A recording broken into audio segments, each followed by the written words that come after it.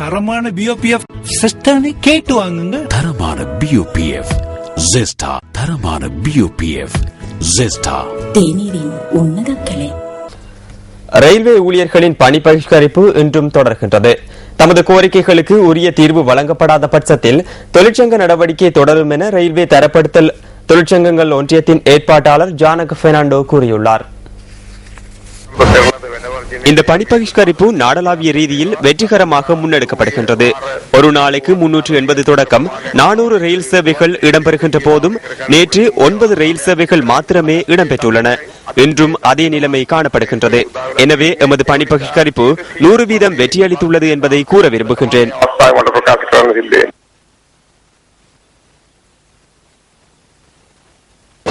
கொழும்பு கோட்டை ரயில் நிலையத்தில் இன்று 2 ரயில்களே சேவையில் ஈடுபட்டதாக எமது செய்தியாளர் தெரிவிக்கின்றார். பொல்கஹவெல முதல் பாணந்துறை வரையிலும் சிலாபம் முதல் மொரட்டுவை வரையிலும் இந்த ரயில் சேவைகள் இடம்பெற்றுள்ளன.